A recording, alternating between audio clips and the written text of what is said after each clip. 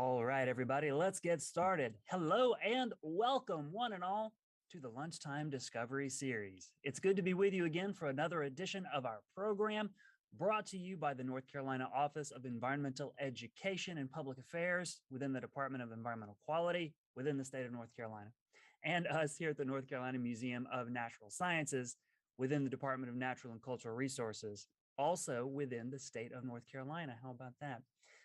Every Wednesday at noon, we gather here on the museum social media channels in order to bring you interesting people doing interesting things out there that we can learn from across science, nature, art, education, and more. Of course, this week is no different. Sounds like we've got another really exciting program for you. In fact, we were just chatting just a little bit before the program started about today's special topic. And I think today's we're going to take some twists and turns that maybe you're not anticipating today, but I don't want to give too much away. Now, remember that for the Lunchtime Discovery Series, yes, we're about to see a presentation from a very interesting person, but this program is interactive. So after the slides, we're going to have an audience question and answer session, which means I need you, the viewers in the audience, to ask some questions. And it helps me out as we go through. I've got the chat pulled up right here. I'm going to be watching the conversation. But as we go, questions pop up. Go ahead, type them up into the chat. That way I've got them all queued up, lined up, ready to go when we get into the Q&A. And then we can have a conversation about today's special topic, which is one of the world's odd and bizarre creatures. I'm very excited for today's program. Everybody, let me introduce you to today's guest, because I don't want to give any more away for this presentation. Dr. Zackary Graham is a postdoctoral associate at West Liberty University, and he joins me now. Hi, Zach. How's it going, Chris? Yeah, thanks for having me. I appreciate being here, and definitely excited to talk about some interesting animals. So, remind us where West Liberty University is at. Yeah, so it's in the northern panhandle of West Virginia, so like an hour west of Pittsburgh, which is where I'm from, actually. So yeah, not too far away, but pretty far away from North Carolina. Yeah, that's not bad. We'll still call you a neighbor. Yeah, sounds good. But it is a good bit away from narwhal habitat, as I understand. Very far. Yeah. We'll learn a bit about that. There's some more accessible animals around here. Definitely no narwhals anywhere close. Okay. Well, I'll turn it over to you. All right. Sounds good. Thank you. All right. Is the screen share good? Up and working? Looks perfect. Great. All right. Well, I just want to thank everyone for coming out here today. We're going to learn a little bit about some really weird animals, including the narwhal and some others that I study. And, this is a really interesting topic that many people don't know a lot about. And there's a lot of myths, there's a lot of kind of ideas that are out there, and a lot of mystery surrounding these animals. And so we're going to kind of walk through all these different ideas about the narwhal tusk. Before we get there, I kind of want to introduce myself, introduce how I got into this, and how I really think about approaching these animals. And so, as a biologist, my job and what I do is try to understand really weird animals and really weird animal traits. So we have this type of insect here from Southeast Asia called a stalk-eyed fly. This is a male. They have really exaggerated eye stalks, which they use to kind of, posture around. They use them for fighting, and they also use them as a signal. These are the types of organisms that really get me going as a biologist. Many people are also aware of these really unique birds, such as the birds within the birds of paradise group. They have very elaborate displays. The males are often quite ornamented and beautiful, while the females are quite drab. Right, so these are the animals that I really try to understand why some organisms have these types of extreme traits, while other animals look slightly dull, and what we would call dull, even though they're quite beautiful. And so I've studied lots of really unique animals throughout my career. Some of my favorites are some insects. These are Careads, which is a type of bug related to stink bugs. And we could see they have these really unique traits where the males have massive hind legs, which they use kind of like nutcrackers to forcibly fight with other males, whereas the females have kind of normal, unexaggerated walking legs. And so again, this is another one of these really unique traits that I try to understand. And so normally, we're going to learn a lot about narwhals and the groups of animals that are related to narwhals today. But normally, my 9 to 5 is actually not spent thinking about narwhals all too often. It's spent thinking about crayfish, right? These are these little freshwater lobsters that live throughout the streams, creeks, and rivers all throughout, the eastern United States and worldwide. And what I really like about them is their diversity. And we can just see here that they come in all different sizes, they come in all different shapes. And what I try to do is focus on why and how they have evolved these diverse lifestyles. One of the things I really like are their exaggerated claws, right? And they use these claws in fighting with one another. So I'm not sure how well this video will come through, but it's a short clip of these crayfish that are engaging in a fight, right? And this is something that we'll see is pretty common when we look at these exaggerated structures, okay? And so these are 2 male crayfish, and they're great organisms to study because, they're very, very vicious, even though they almost never hurt one another. Once they realize they're going to lose a battle, they end up running away, which makes a lot of sense. And so more about these kind of exaggerated charismatic structures, especially with the crayfish, which I mainly think of, they come in diverse shapes and sizes. Some are big, some are small, some are brightly colored, some have kind of big bumps on them, which cause even more force because they're used as pinching or used for pinching. And we see throughout these crayfishes that these claws are very diverse in form, but also in function. Okay, so they're used for many different things, right? They're used for grappling food, they're used for digging, and they're also used for something that we'll be learning a lot about today called sexual selection, right? When many people hear sexual selection in this phrase, they often think, rightfully so, of these exaggerated structures that I, as a biologist, am really interested in, right? So we think of things like female mate choice, where one sex of an organism has these very exaggerated traits that are used solely for mate attraction, right? Such as this peacock here, male peacock and a female peahen. Or another kind of classic example are these 2 elk fighting with their antlers. And these are very large and exaggerated structures that they use in male-male competition, right? And so this will all tie in to when we eventually start learning about the narwhal tusk, which is, again, obviously one of these really exaggerated and charismatic structures. And so just to throw a definition out there, so we all kind of are on the same page, because I'm going to use the term sexual selection quite a bit. If we give it a definition, it's the process by which organisms compete with members of the same sex. So it's either males and males or females and females. And this is usually through mate choice or mate competition. And it's all about increasing their reproductive success.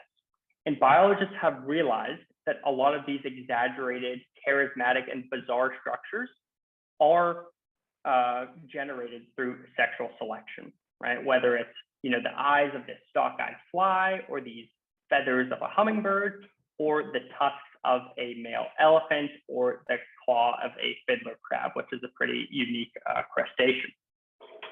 And so normally I study crayfish. Normally I study bugs and beetles and, kind of smaller organisms that are easy to work with.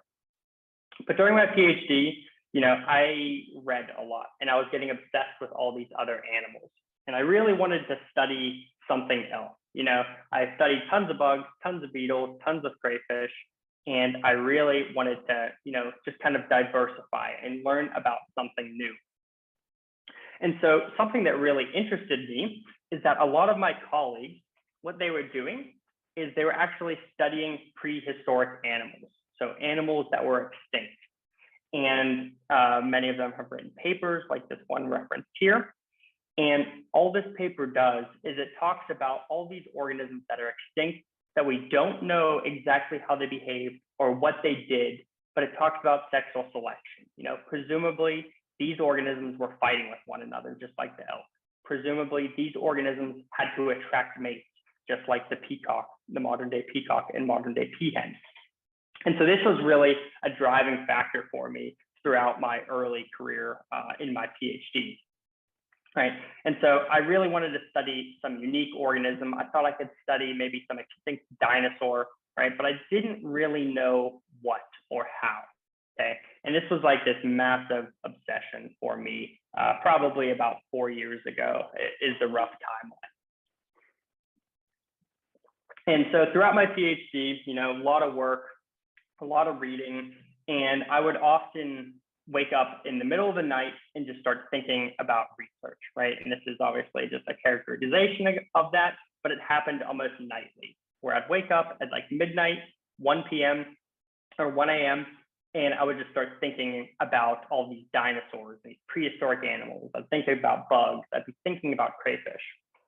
And remember, I was trying to figure out some really unique animal that I could study, okay?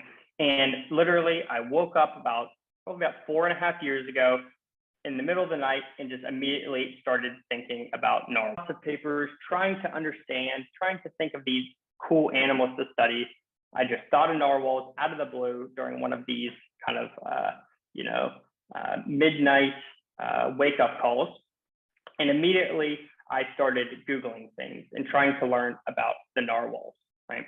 If you Google something like sexual selection and narwhals, right? Because I was thinking about the tusk and the tusk kind of charismatic structure as this charismatic structure.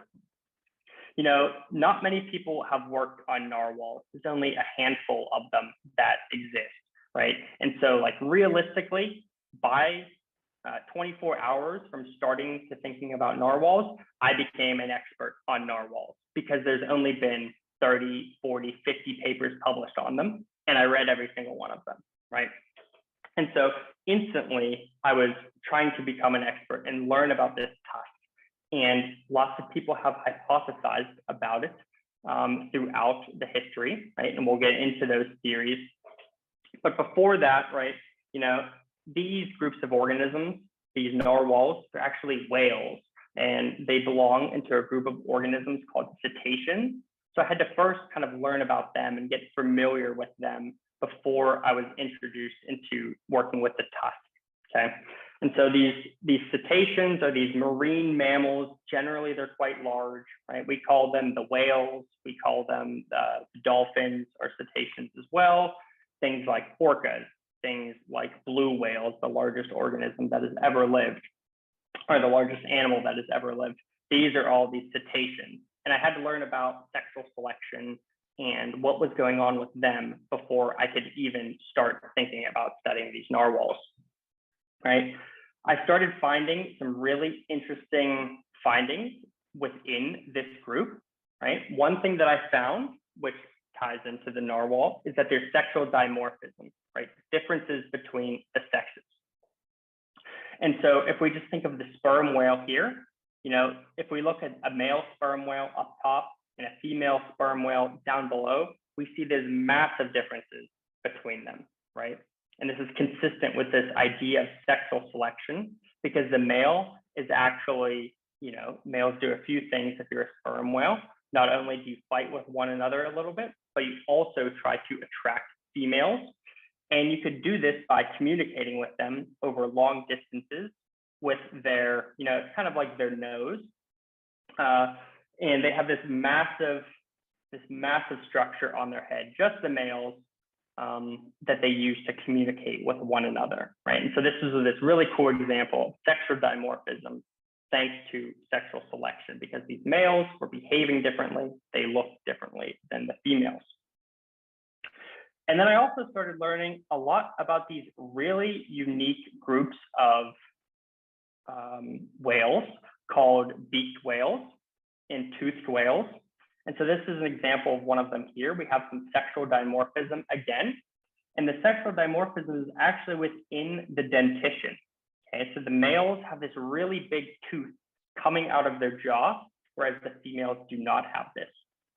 And we could see kind of close up of this on a male beaked whale here. We could see this tooth coming up out of the jaw, And we can also see lots of scarring throughout their bodies because they use these teeth during fights.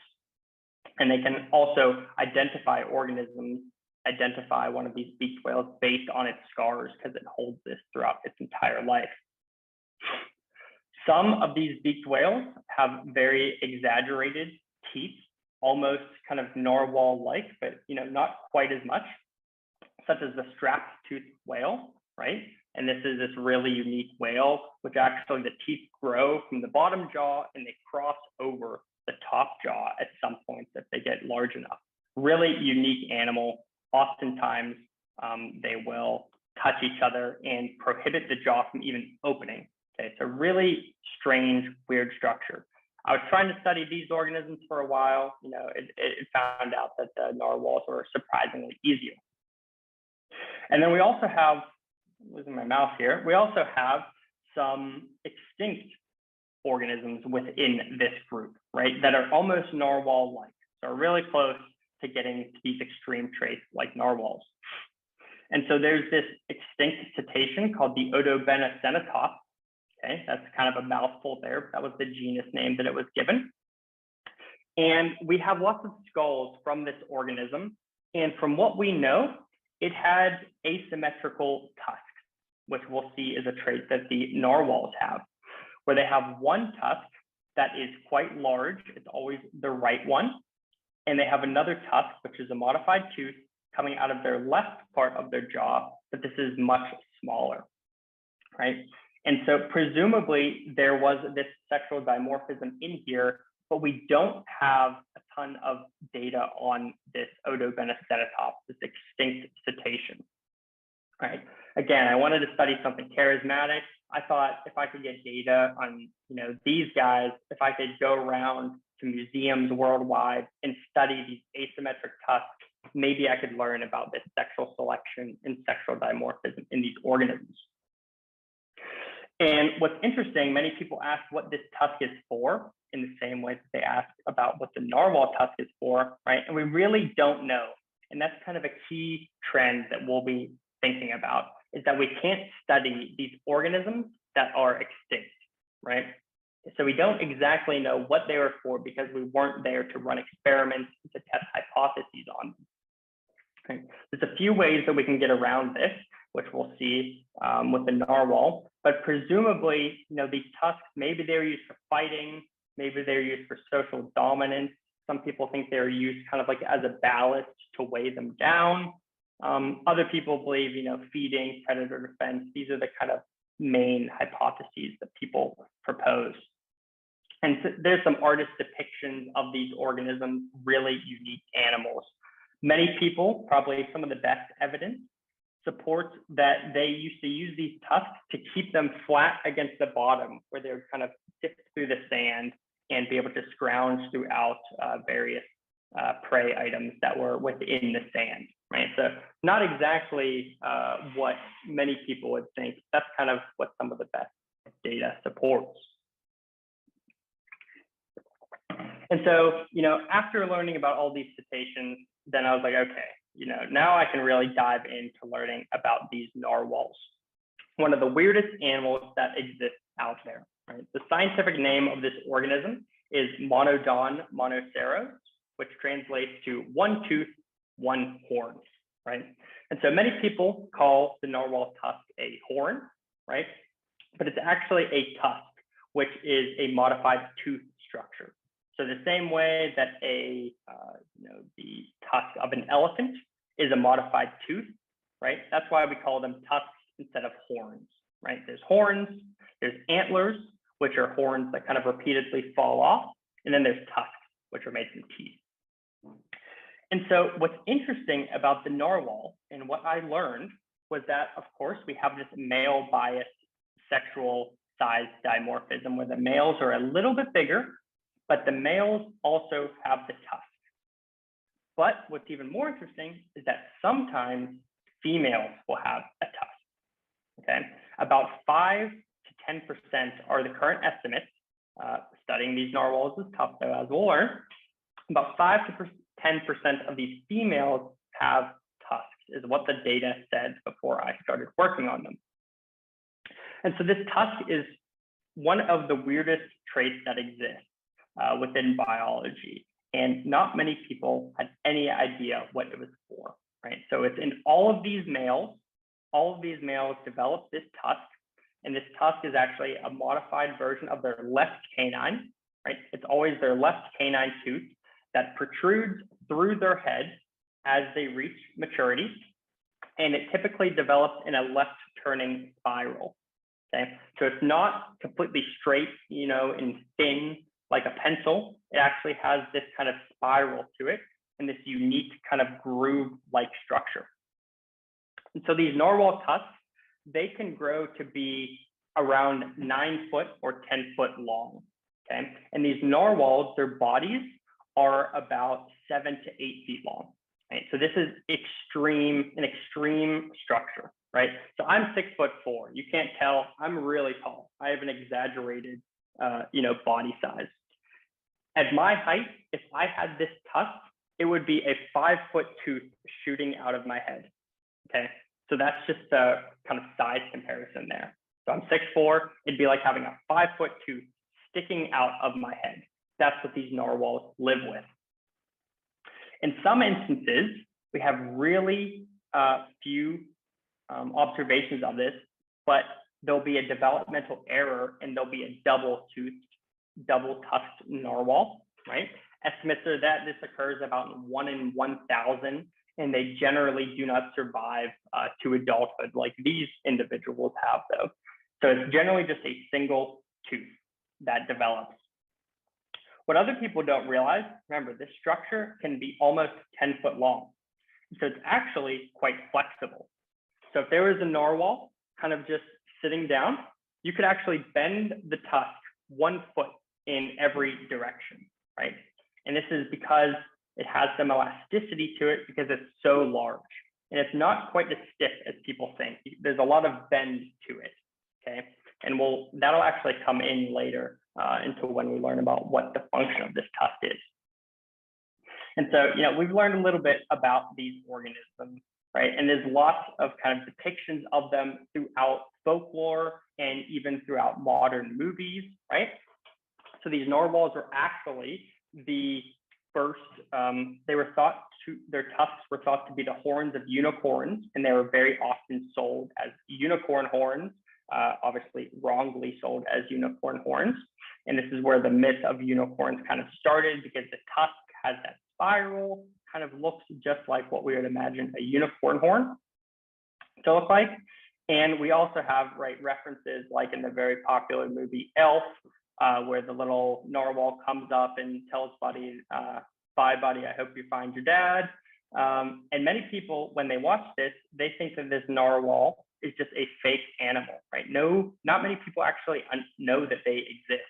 There was some data collected a few years ago that suggested about 1/4 of humans do not know that narwhals are real animals because they just saw it from Buddy the Elf and they think that it's this fake animal, but it is very real. And so, I'm this evolutionary biologist trying to study this really unique animal. And what I wanted to do, was to figure out what the function of this tusk was, okay? So these males have these tusks. The females sometimes develop them, but they often do not. And I wanted to really know what the function of this tusk was. How could this trait evolve? And so the issue with this is that these organisms, they live under ice most of the time in very secluded areas. So you can't really study them like you can study a beetle or a crayfish, which I was used to. So I had to get pretty creative. But when you read the literature, there's a lot of speculation out there, You see this massive tooth, there's a lot of speculation as to what it's for. And so I threw out some of the leading kind of hypotheses out here. Very few of these had any real support for them, Many people thought that they're used to disturb benthic prey, so they kind of use them as a tool to dig out clams. Many people believe that it's an environmental sensor. Some people believe that it's a cooling mechanism to help them kind of regulate their body temperature. One of my favorite proposed functions was that it had no function at all, This was actually one of the leading hypotheses before some of the work that I did, because there was this documentary and it was on National Geographic, and there was like a David Attenborough type announcer or narrator. And he said, biologists believe that the narwhal tusk has no function whatsoever, right? And so this was kind of one of these leading ideas before some of the work that I did. There's a lot of really unique ideas here, right? As a weapon, people believe that they were kind of like the antlers of elk, where they're used to joust one another. Other people believe that they're used to pierce ice, to break through some holes in the ice that they live in, right? And so we can go through some of these theories and kind of evaluate what I believe to be some of the top ones. And we'll see exactly how many of these theories have support. And so one of the first things was that people thought that it was used to poke holes through the ice, right? And so in theory, this could work, but only the males could do this, right? The females would not be able to. So it's kind of skeptical and a difficult theory to support. Other people believe that this tusk is used for feeding, okay? And so these narwhals, we know that they eat lots of marine shrimp. They eat some medium to large sized fish. And so people believe that, maybe it's to stun prey, maybe it's to pierce the prey. You can imagine this. A lot of this was based on some video evidence that we got a year or two ago of a narwhal actually using its tusk as what people think as a feeding device. So you can barely see it here, but the narwhal is kind of flicking its tusk left and right. And the idea is that they're using this to stun the prey, right? But remember, if they're using this to stun the prey, how are the females eating? Right? Doesn't really make sense that the males would have this structure. We have no idea how the females are able to get this food. One of the other leading hypotheses was that this narwhal tooth was a sensory organ. Okay, so it is a tooth, right? And within these teeth are nerve bundles. And so some of the best evidence was that these narwhals are able to use their tusks to sense the environment. So to sense the temperature, the pH, the salinity, all of these different environmental sensors, narwhals are able to sense, right? And if we look at like a high quality image of these narwhal tusks, if we zoom in on the tusk, we see that there's tons of little pores throughout it, right? And this aligns with the idea that these tusks are used as a sensor. But what I started to notice a lot throughout the literature was that these narwhals, they were often very damaged and they had broken tusks. And this is something that was repeatedly showing up throughout the literature. And so, just from one paper I read, for example, this is a paper from 1985. It talked about one mature male had a tusk tip 9 centimeters long embedded in the left upper jaw alongside its own tusk. Another mature male with many head scars, so they have scars all over them, had their own tusk snapped off at the point of protrusion. So a lot of people were starting to think that this tusk was actually a weapon.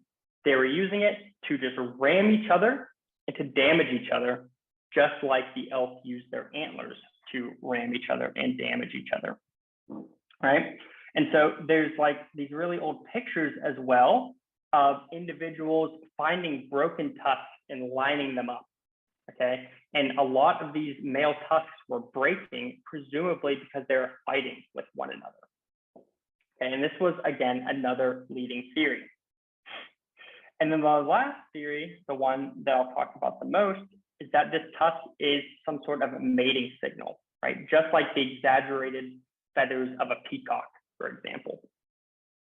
And so the idea here is that males with longer tusks have some, whether they're bigger in body size, they're just better quality overall. That is a trait that females are attracted to. So having a large tusk and being a large male is really beneficial. And so these are the hypotheses that were out there. These are what I wanted to test.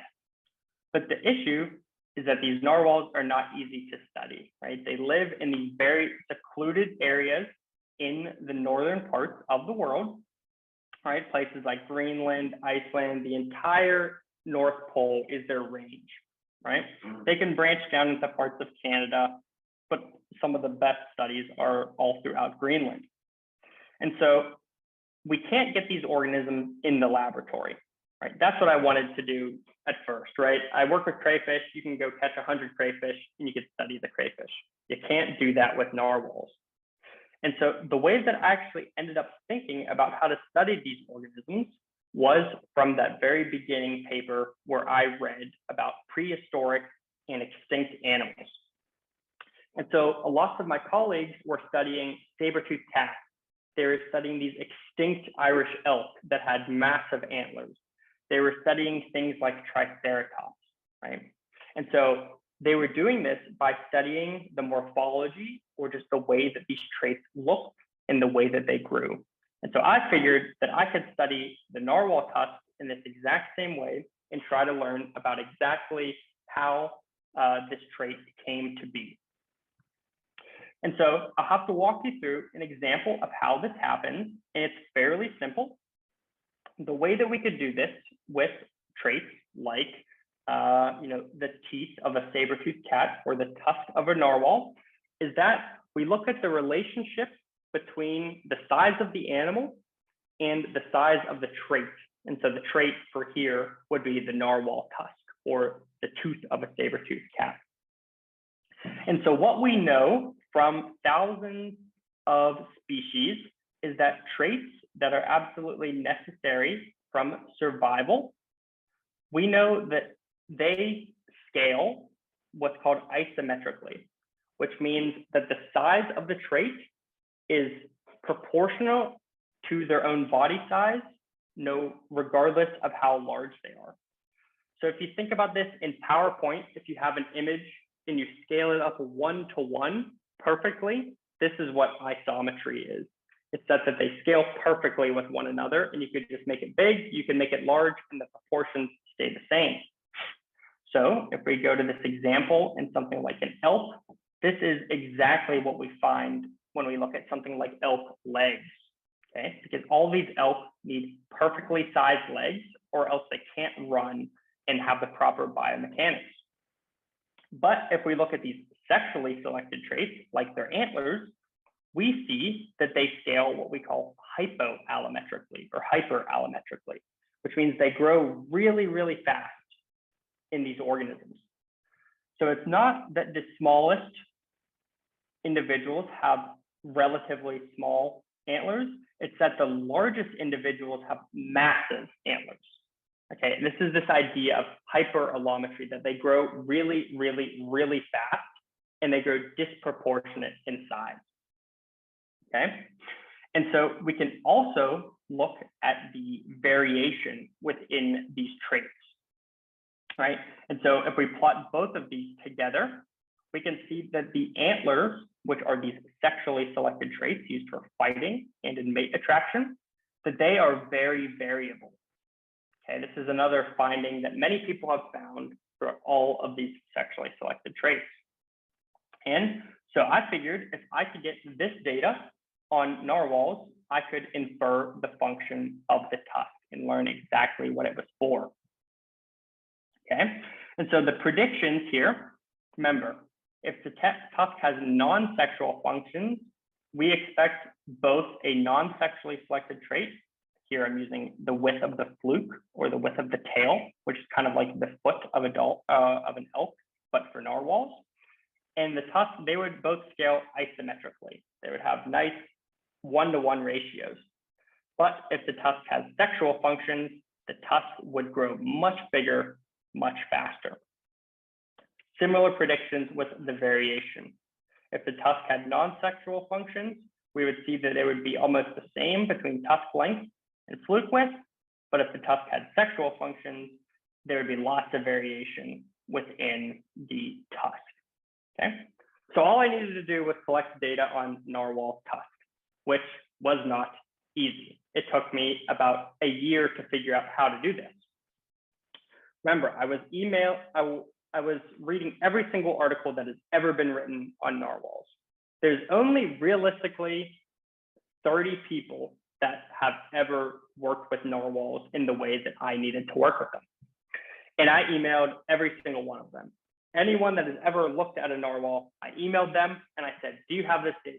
Do you have this data? I can do this really cool thing. I just need the data. I eventually connected with people from the Greenland Institute of Natural Resources. And what they told me is, yeah, we have this data. We've been collecting it since before you were born, and we could give it to you. Okay. And that's exactly what they did. And so I got this data and I was able to learn about the function of the tusk through gathering this data. And so this was data that they've been collecting on narwhals for 35 years, right? So this started 11 years before I was even born. They had a data set on almost 600 narwhals. 245 of those were males, okay? And these were actually kind of opportunistically included in science because the native Inuit tribes have been hunting these narwhals since they've existed, right? And anytime that they hunt one of these narwhals to consume them, the Greenland Department of Natural Resources says, hey, can you collect this data? It'd be really helpful for us. And that's exactly what they did, okay? So I was able to get data on the size of their bodies. I was able to get data on the length of their tusks. And I was able to get data on the width of their fluke, which was kind of my naturally selected trait. And we only used adults for this study because we don't want to have any effects of development within this work. Right, so I had the tusk length, body length, and fluke width. And so what happens when we look at the scaling relationship of these variables? What we find is almost exactly what we would predict if the tusk had sexual function, okay? If it was used as a weapon or if it was used as a signal. We see that the slope of the fluke, which is their tail, is isometric, almost exactly isometric. Doesn't look like it here, but the slope was 1-to-1. And the tusk grew twice as fast, okay? So it wasn't just that individuals that were large have proportionately large tusks. The largest male narwhals had ridiculously long tusks, right? These 10-foot long tusks. And so this is what this data indicated, that it took them 35 years to collect. Interestingly, we did not have any females with tusks within this. And this was the largest data set of narwhals ever collected and compiled. No females were confirmed to have tusks. If we look at the variation is exactly what we would predict if the tusk had sexual functions. And so this y-axis here is what we call the coefficient of variation. It's just a proxy for the degree of variability in the data. And the tusk is almost 3 times as variable in size as the fluke, right? And so based on all this, we can conclude that the tusk has some sexual function. Okay, this is the hypothesis that was supported, is that this tusk is sexually selected, right? And it has some sort of sexual function. But what exactly is that function? This is where we had to kind of really dig deep into the literature and find some interesting behavior observations. It turns out that narwhals do this behavior called tusking, okay? And there's a lot of kind of myths about this tusking behavior, but it's actually a very gentle behavior where these narwhals, if my hands with the narwhals, they kind of come up, and the males do this, and they gently cross their tusks. It's not vicious, it's not aggressive, but they do this behavior that has been recorded dozens of times. And oftentimes, there'll be 2 male narwhals tusking, and a female will be watching by, okay? And so this is one potential of these sexually selected functions, is that it's used as a mating signal, and the longer tusks correlate to males that are in better condition, that have more resources, and this is likely what is going on with these narwhals. But we also have all of these narwhals that are injured and that have broken tusks. And so many people believe that it's a weapon, but if we actually look at the biomechanics of the tusk, right, is a diagram of the tusk, we see that many people believe that it's a weapon, that they use them to ram each other. The tusk is actually not very biomechanically adapted to take forces straight on, right? They break. And this is what's been reported in the literature. But they are very adapted to withstanding sideways forces, smacking each other and rubbing up against one another within this tusking behavior. And so combining all of these lines of evidence, really some of the best evidence supports that this narwhal tusk is this behavioral display or a signal that the males use to signal and to communicate to the females of their quality, okay? But it also is interesting because we have some evidence that it's an environmental sensor. We have some evidence that it's used for feeding, right? We have that video of them feeding. So it's very likely that this tusk is a multi-function trait, that it is sexually selected, but it has other functions as well. And if we take what we know about other animals, this makes plenty of sense, right? Back to the crayfish in the very beginning, the claws of the crayfish, which are sexually selected, they're used for fighting, they're used for predator defense, for feeding, for digging. And so many times when these organisms have these exaggerated wild traits, they have many, many functions. Okay, and this is the same thing, for example, with elephants. Exaggerated tusks that the males have, they're used for scraping bark, they're used for fighting, and they're used for digging for water, right? Many, many functions. And that's likely what's going on with these narwhals and this really extreme tusk trait. We have some evidence that it might be used for some degree of aggression because they're breaking. We have evidence that they're using it as a signal, right? Crossing tusks in this tusking display.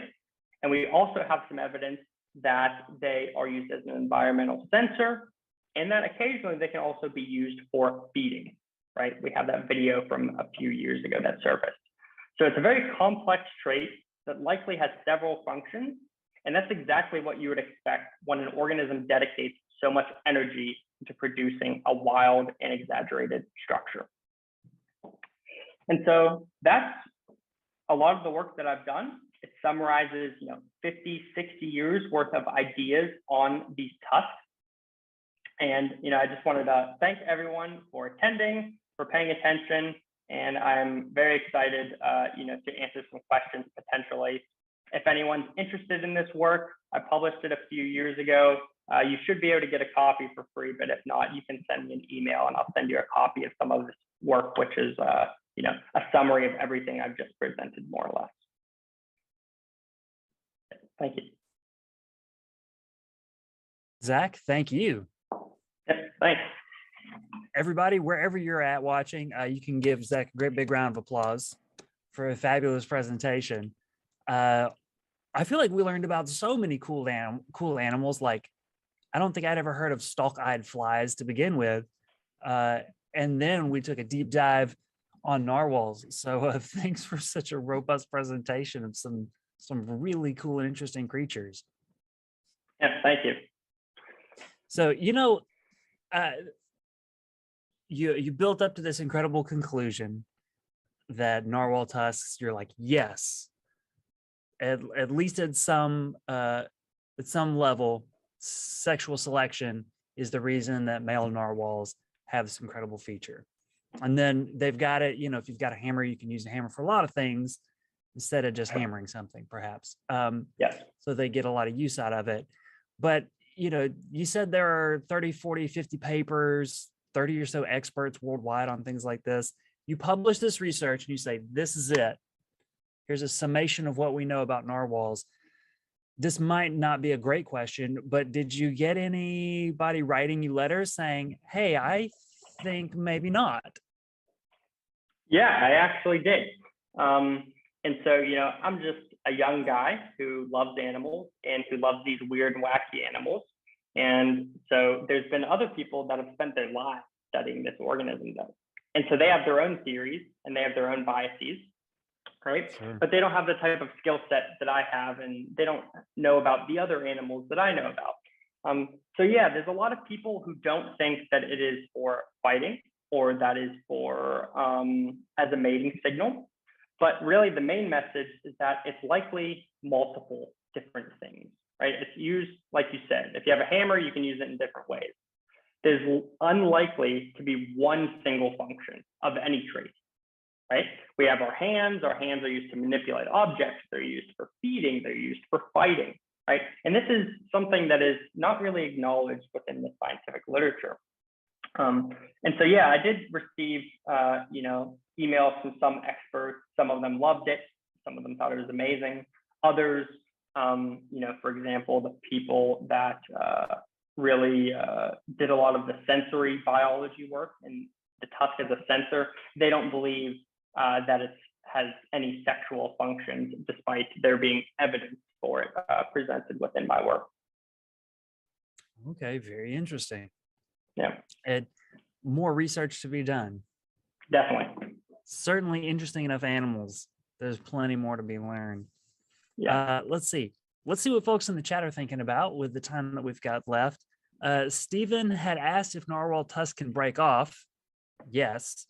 But do we know more about how that could affect their survival or reproductive success?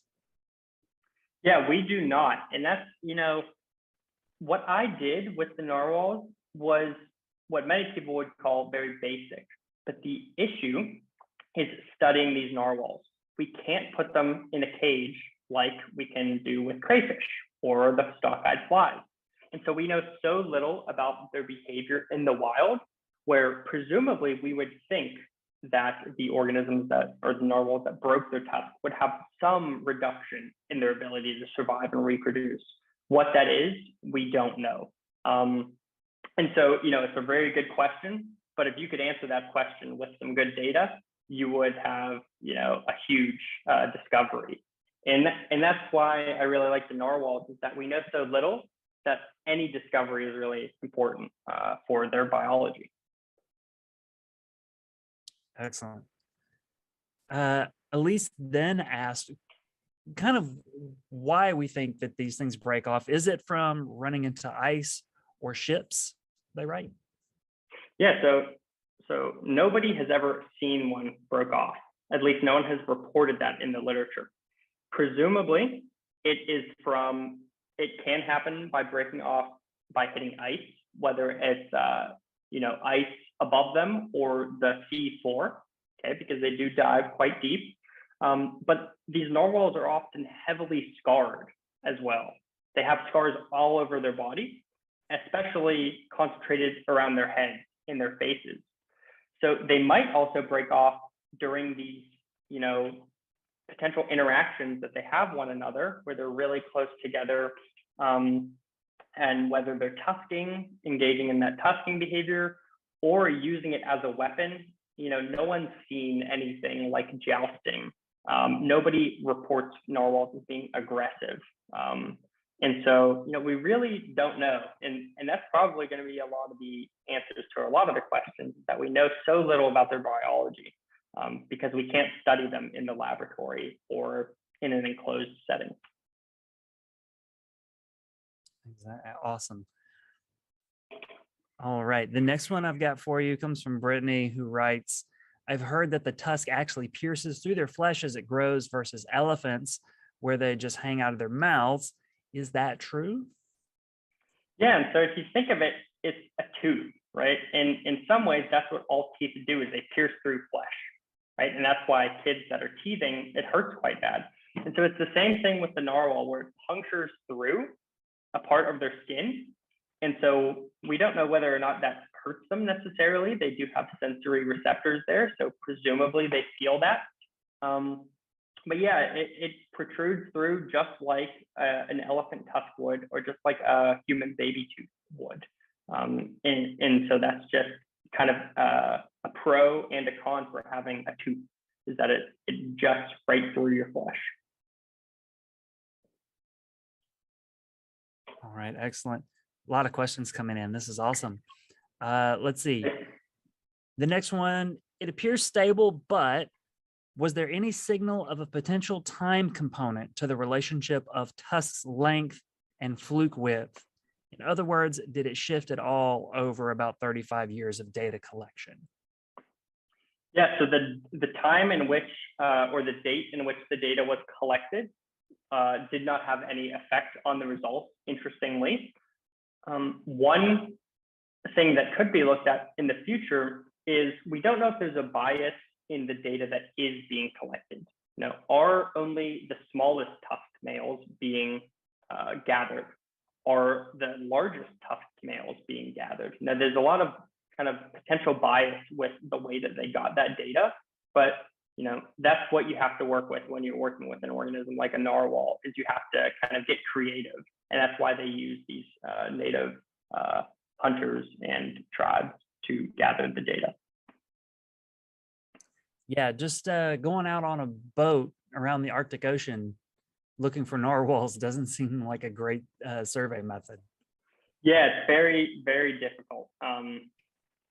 And not a lot of people do it because it's difficult to study them in some sort of comprehensive way.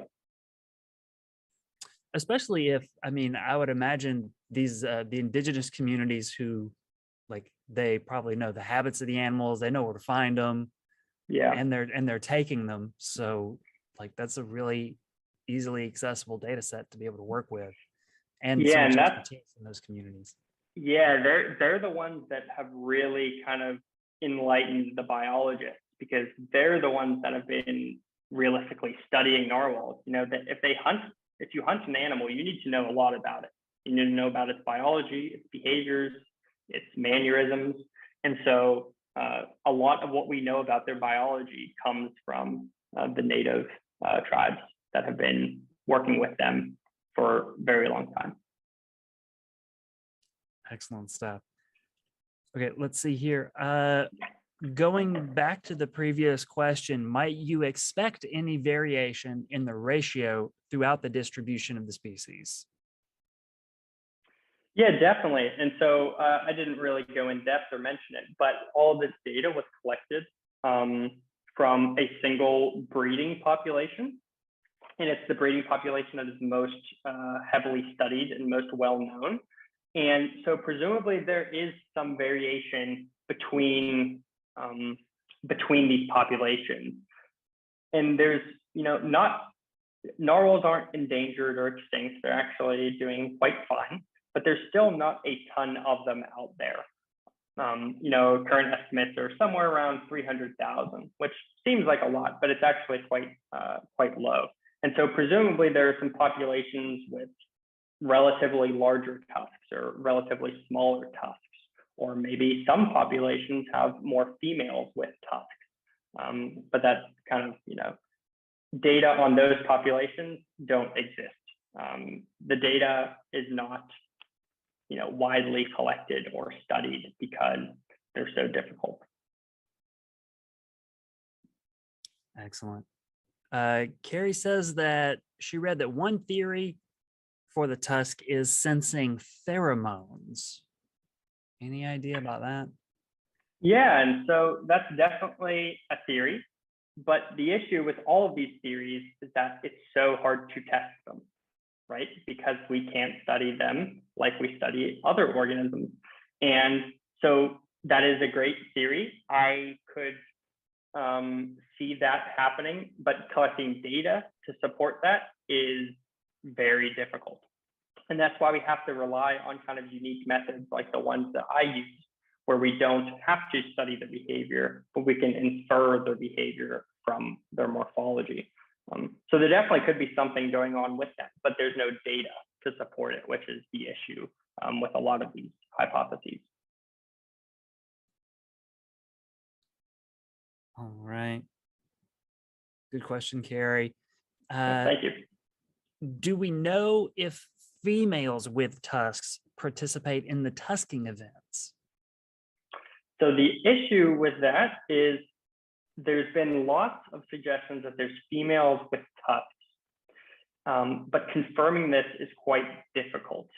And so there were a few potential females within our data set, that had anecdotally small tusks, but they couldn't confirm that they were females, because to do that, you have to collect different data on their reproductive organs.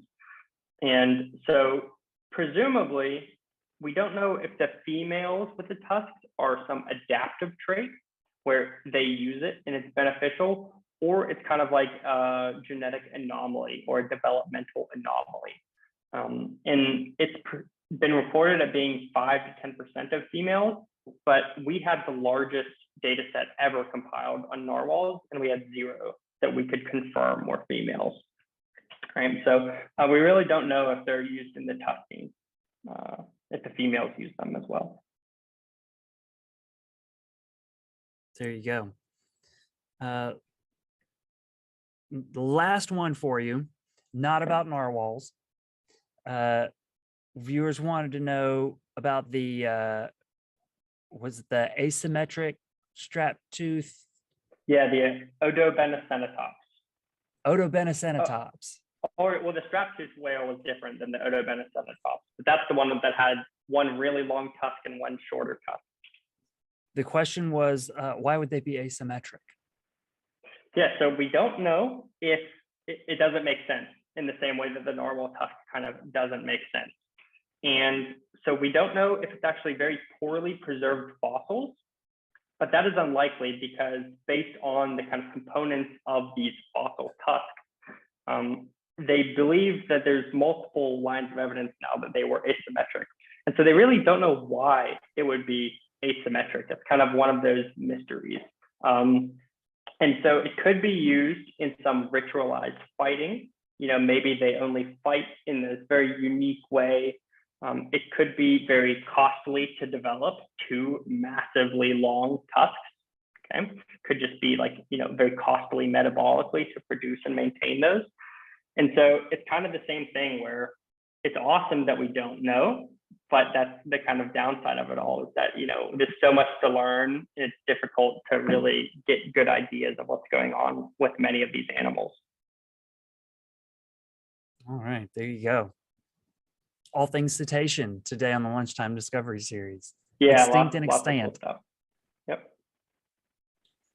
Well, Dr. Graham, thanks for being with us on the program today. This was enlightening and exciting. Thank you. Yeah, thanks for having me, and I appreciate all the questions. You know, if anyone wants to chat further, feel free to send me an email. I love talking about weird and wacky animals. I think there'll be lots of opportunity. We'll have you back on this program. Yeah, that'd be great. To uncover some more nature mysteries for us. So thank you.